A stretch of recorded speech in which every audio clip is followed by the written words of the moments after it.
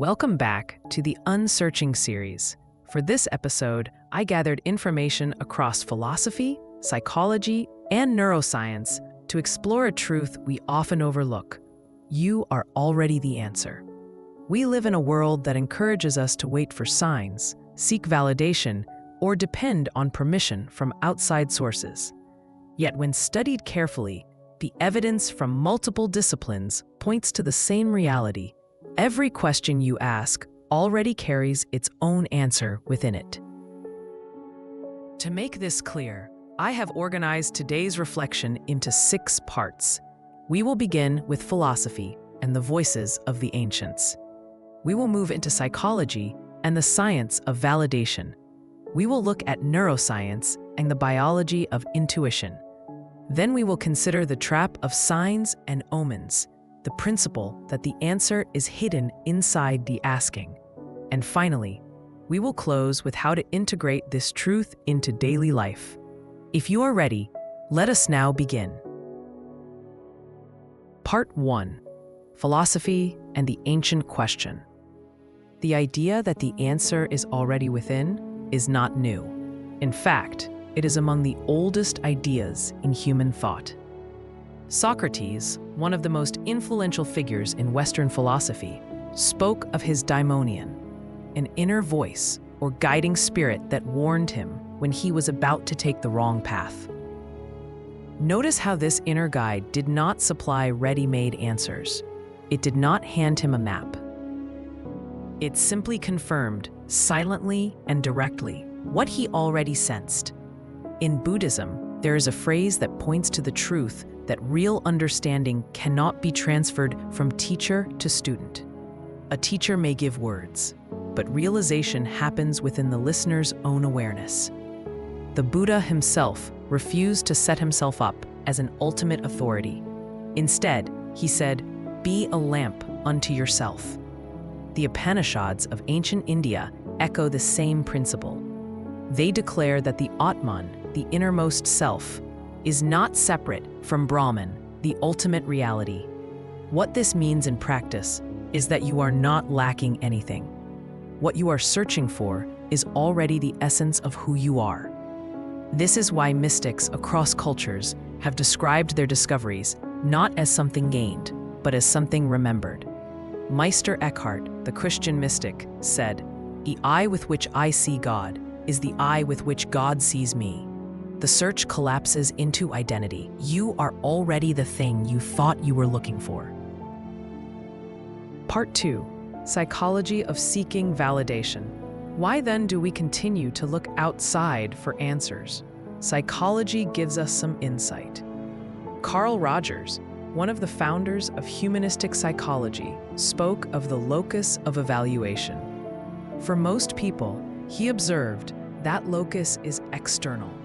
We measure our worth by the approval of others, by societal standards, by the markers of success imposed from the outside. When we ask, "Am I good enough? Am I on the right path?" what we often mean is, "Will the world accept me if I choose this?" But Rogers argued that real psychological health arises when we shift to an internal locus of evaluation. This means trusting your own organismic experience, listening to your feelings, your embodied sense of rightness, your intuitive signals as the compass of your life. Self-determination theory, a well-established model in contemporary psychology, confirms this. According to research by Edward Deci and Richard Ryan, human beings thrive when 3 basic needs are met: autonomy, competence, and relatedness. Autonomy, acting from one's own authentic choices rather than external pressure, is the first on that list. Without autonomy, even competence and relationships feel hollow. Yet our culture trains us to outsource this autonomy. From childhood, we are graded, ranked, and compared. We learn to seek validation from authority figures rather than listening to the quiet current of our own knowing. The habit of looking outward becomes so strong that even in adulthood, we hesitate to move until we see a sign, a signal, or a sanction. This habit breeds cognitive dissonance, the inner tension of knowing one thing but living another.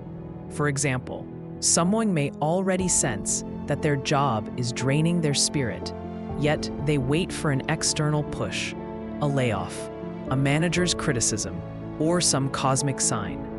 Meanwhile, the body suffers, stress builds. But the truth was already there in the question: should I leave? If you must ask with that much weight, you already know. Part 3: Neuroscience and Decision-Making. Modern neuroscience deepens this picture. Decision-making is not purely logical.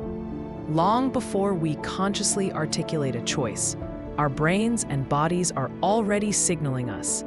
Studies using functional MRI have shown that the anterior cingulate cortex lights up in moments of conflict, even when the subject is not yet aware of the conflict. The body knows before the mind explains.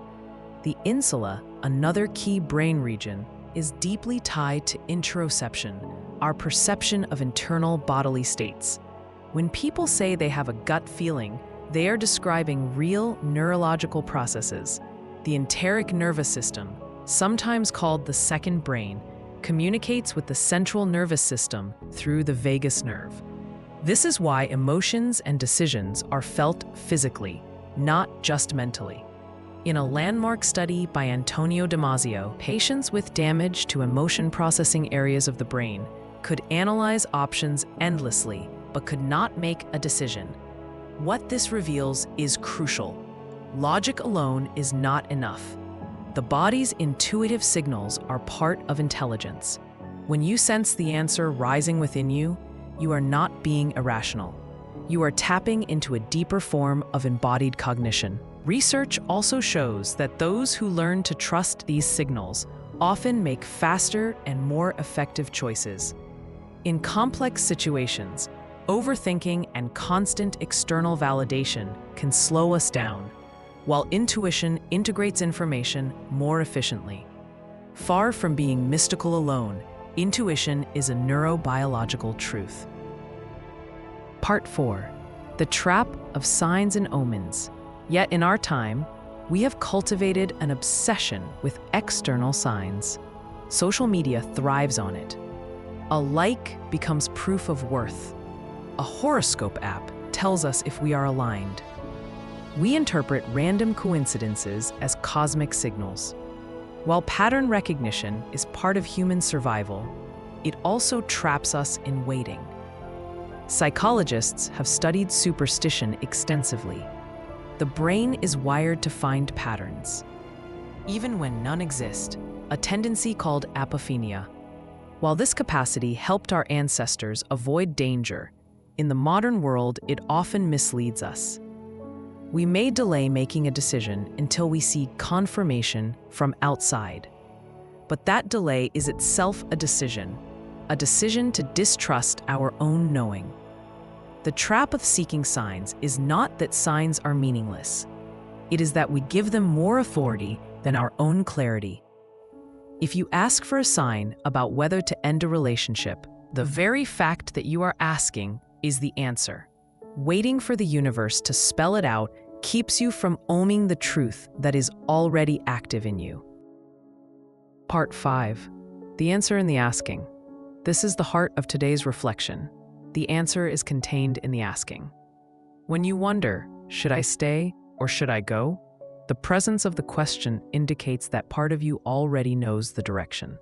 Certainty does not ask, only doubt asks, and doubt is itself a signal. Philosophy of language helps us understand this. Wittgenstein argued that the meaning of a word is in its use. Similarly, the meaning of a question is not found in some external reply, but in the fact that the question arises at all. Asking, "Am I free?" already implies a recognition of unfreedom. Asking, "Am I loved?" already points to the hunger for love. Science offers a parallel in quantum physics. In the famous observer effect, the act of measuring collapses a wave of probabilities into a particular outcome. The question is not passive, it is participatory. The moment you ask, you alter reality. The answer is not discovered, it is generated. When someone asks, "Am I in the right career?" the question is not neutral. It reveals the discomfort already present. The act of asking is the revelation. The answer is, you are unsettled, and from there the path becomes clear. Part 6. Integration into daily life. How do we live this truth practically? The academic evidence points us toward practices that strengthen self-trust. One is journaling. Studies in expressive writing have shown that people who write their thoughts and feelings regularly experience increased clarity and reduced stress. The page becomes a mirror of the inner answer. Another is mindfulness meditation. Clinical trials show that mindfulness increases activity in the prefrontal cortex and decreases reactivity in the amygdala, making people less dependent on external cues and more grounded in present awareness. When you train your attention, you hear your own signals more clearly. Therapeutic approaches like cognitive behavioral therapy also emphasize reflective questioning. Instead of asking, "What should I do?" clients are guided to ask, "What do I already feel when I imagine this choice?" This is not about importing answers, but uncovering them. All of these practices point to the same integration. The role of any tool is not to supply what you lack, but to draw forth what you already hold. The lamp does not create light, it reveals it. So let us return to the beginning. You are already the answer. Philosophy tells us that the truth is to be realized personally, not delivered from outside. Psychology shows us that autonomy, not external validation, is the foundation of well-being. Neuroscience reveals that intuition is a real biological intelligence. And lived experience proves that the very presence of a question signals the answer we already sense. What would happen if you began to trust that? What would shift if, instead of waiting for the world to approve your knowing, you acted as though the question itself was already the sign? The truth is this: the moment you ask, you already know. The search is not to find what is missing, but to remember that nothing was missing to begin with. Thank you for listening to the Unsearching series. If this spoke to you, share it, like it, and subscribe so others may also return to their own knowing. Until next time, may you listen not just for answers, but for the wisdom already alive in the questions of your own heart.